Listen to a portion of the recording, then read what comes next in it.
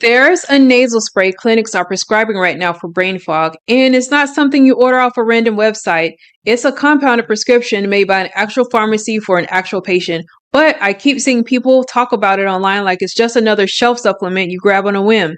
It isn't, and before you ask your doctor about it, you need to know what you're actually asking for. I'm Dina, a registered dietitian nutritionist. Today we're getting into Synapsin Nasal Spray. What's actually in it, why people are reaching for it, and what the evidence really supports and what it costs. Real talk is always free in here. Let's get started. Here's the first thing you need to understand. This is a compounded product, which means the formula can actually vary depending on the pharmacy and the prescriber.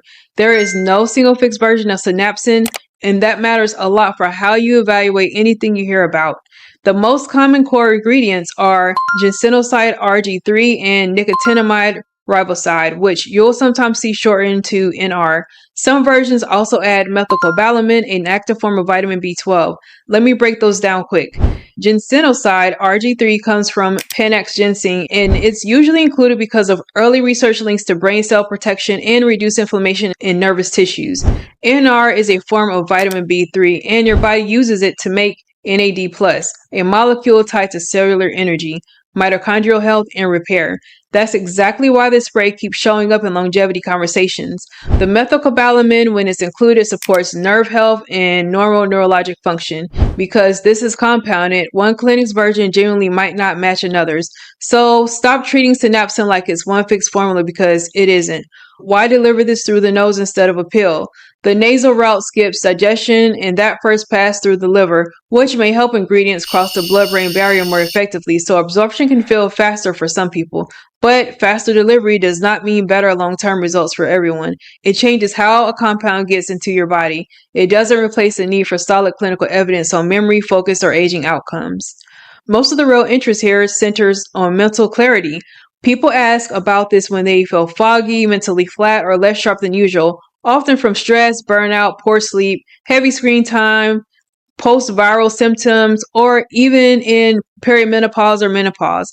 But anecdotal reports are not clinical proof. Someone might feel sharper in a week, someone else notices nothing. Brain fog has a lot of different causes, so a spray that helps one person might completely miss the real problem in another. Then there's a longevity angle, and this comes mostly from the ingredients themselves, not large trials on the finished product.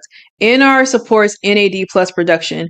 RG3 has early neuroprotection research, including some potential relevance in Alzheimer's and inflammation. Those ideas fit the broader goal of healthy aging, but this still belongs in the emerging wellness category. It is not a proven anti-aging drug, full stop. The research on the individual ingredients is a lot more developed than the research on the actual finished compound. There's real lab work on RG3, NR, NAD+ biology, and B12 targeting things like neuroinflammation and oxidative stress. That explains why this formula exists. What's missing is large, high-quality human trials on Synapsin nasal spray itself. Right now, what's public points a lot more to pharmacy use and ingredient logic than to placebo-controlled studies. So claims about cognition, memory, and longevity need to stay modest. This is support, not proof of treating a disease. Compared to a standard oral nootropic, the pitch is faster absorption from skipping digestion and possibly more targeted delivery. But that's still largely theoretical. What people actually report after using it is better mental energy, clearer thinking, less fog. Some notice a change fast, others need more time, some notice nothing at all. That variability is normal for a compounded product. The formula varies and the person varies even more.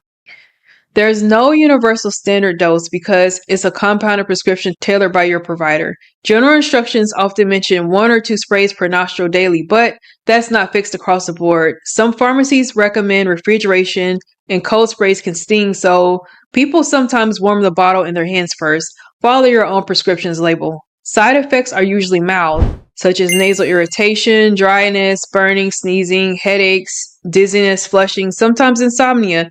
Caffeine may intensify unwanted effects in some people, worth knowing if you're a big coffee drinker. Extra caution if you're pregnant, breastfeeding, sensitive to B vitamins, or dealing with chronic sinus issues. If you have a neurologic condition, heart issues, uncontrolled blood pressure, or a complicated medication list, talk to a clinician first. It may interact with stimulants or blood pressure medications, so monitoring matters. Stop and call your prescriber if symptoms worsen or you get persistent headaches or dizziness. And since this is compounded, it's typically out of pocket. Most insurance doesn't cover custom formulations, so budget for that up front. In the US, this is only available as a compounded prescription from a licensed compounding pharmacy prescribed by a licensed practitioner. Availability varies by state, clinician, and pharmacy. This is not the same as grabbing an over-the-counter nasal spray off a shelf. If a website is selling this with no real prescription process, that's a red flag. If you're considering it with a provider, ask what's actually in your exact formula and what goal you're targeting, how long to try it before judging results, what will make you stop, and whether your other medications change the risk. Here's my bottom line. The interest in synapsin makes sense. Brain fog and low focus genuinely affect people's lives, but the promise is still ahead of the proof. This is a compounded prescription with limited direct human research on the finished formula, not an FDA-approved fix. Talk with a qualified clinician and weigh the upside honestly against the evidence that actually exists today. The full breakdown is linked below with every source cited directly. Drop your questions in the comments. I'll read every one, and if you've tried this yourself, tell me how it went. Real talk is always free in here. I'll see you in the next video.